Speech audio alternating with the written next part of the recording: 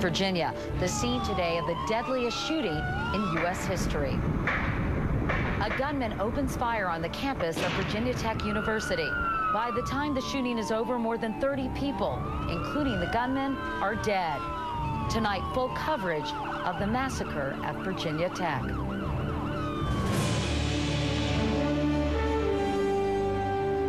This is the CBS Evening News with Katie Couric reporting tonight from the campus of Virginia Tech University. Daniel Carter is an expert on campus security and senior vice president of a nonprofit organization called Security on Campus. Mr. Carter, we keep hearing that this is a small city with many thousands of students. How do you think the students could have been protected better today? Well, two key things. Better use of technology. Get text messages out to their cell phones. When you've got a time-critical situation like this, that's the quickest way to reach people. Email is good, but the text messages can be better. You also need to have an abundance of caution. When you have an unknown shooter at large, you've got to make sure you have security in your campus buildings and lock down the campus as best you can.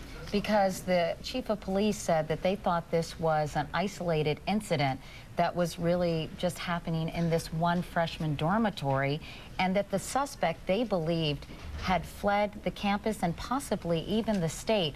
Ideally, as a security expert, what should have been done? Ideally, they should have locked down their campus. They needed to get everyone protected. The problem is they did not know for sure who was doing this. And until you do know for sure, you've got to use an abundance of caution and lock down your campus. The academic buildings are open to anyone. They're locked late at night. The dormitories, I understand, need some kind of key card access. Key card access. Are we getting to the point where academic buildings need to be under greater security? Well, the reality is, for a situation like this, you need to have security personnel, police, campus police, or local police at those buildings when you've got an unknown shooter or known shooter at large. We heard in Wyatt Andrews' report there was an incident on the first day of class here with someone who was outside the campus, and the whole university was put in lockdown. What was the difference between that event and what happened today? I think tragically it's a difference between when you have someone from outside versus possibly someone from inside the community.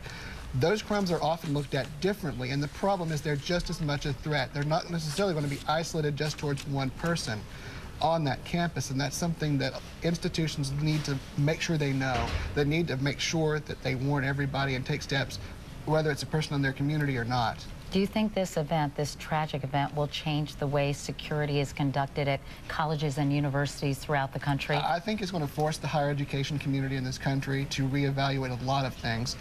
And I know if this had been, fortunately this wasn't a terrorist incident, but if it had been, I think the damage could have been a lot more severe, and we needed to make a real hard look at that.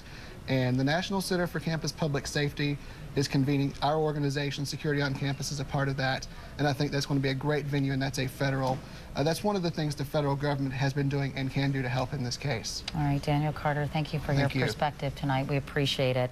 Meanwhile, on Capitol Hill, House Speaker Nancy Pelosi interrupted proceedings today to call attention to the massacre that took place at Virginia Tech. After offering continued prayers for those in mourning, the Speaker led the House in a moment of silence. What happened here today, of course, was just the latest deadly school shooting America has experienced in recent years. Some historical perspective in a moment.